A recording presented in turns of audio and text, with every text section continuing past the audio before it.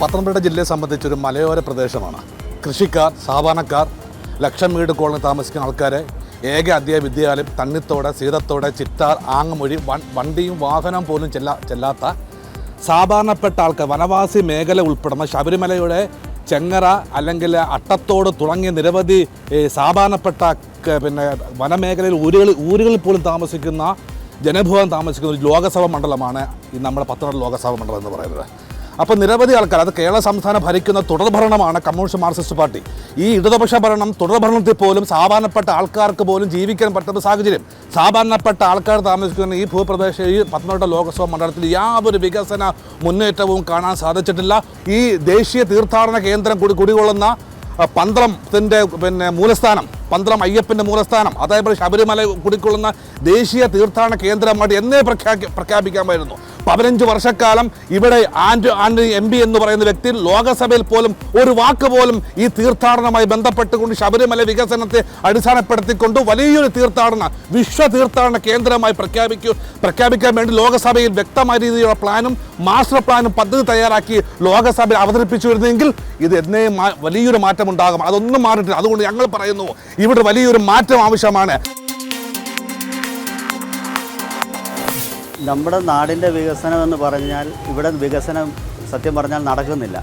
രണ്ട് മുന്നണികളും ഭരിച്ചുകൊണ്ടിരുന്നിട്ട് ജനങ്ങൾക്ക് വേണ്ടി ഒരു കാര്യവും ഇവർ രണ്ട് പാർട്ടികളും ചെയ്തിട്ടില്ല. ഇനിയും ഉണ്ടാകുമോ എന്ന് തന്നെ ഞങ്ങൾക്കറിയത്തില്ല. അതേ ഒരു അവസ്ഥയാണ് ഇപ്പോൾ ഈ പത്തനംതിട്ട ജില്ലയിൽ നടന്നുകൊണ്ടിരിക്കുന്നത്. സാധാരണപ്പെട്ട മനുഷ്യർക്ക് യാതൊരു രീതിയിലും ഇവിടെ ജീവിക്കാൻ പറ്റാത്ത അവസ്ഥയാണ് ഇപ്പോൾ ഇവിടെ നടന്നുകൊണ്ടിരിക്കുന്നത്. അതിനൊരു മാറ്റം ഉണ്ടാവണം.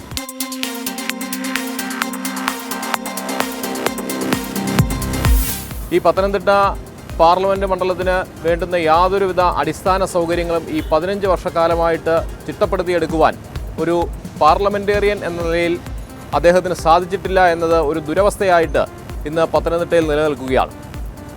അതിൻ്റെ പ്രധാനപ്പെട്ട കാര്യം എന്ന് പറയുന്നത്, പത്തനംതിട്ടയിൽ MP-യുടെ വികസനം എന്ന രീതിയിൽ ലേബൽ ചെയ്യപ്പെട്ടിട്ടുള്ളത് കുറേ വെയിറ്റിംഗ് ഷെഡുകൾ, അതിനോടൊപ്പം തന്നെ കുറേ ഹൈമാസ്റ്റ് ലൈറ്റുകൾ.